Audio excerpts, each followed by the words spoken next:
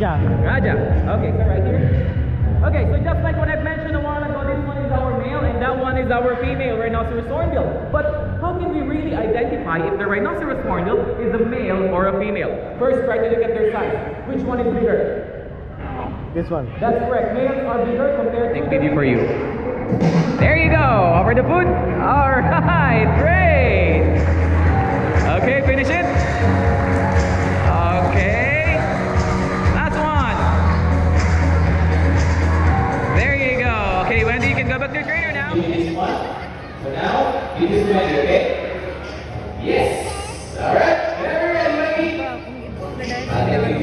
Daddy, no. There you go.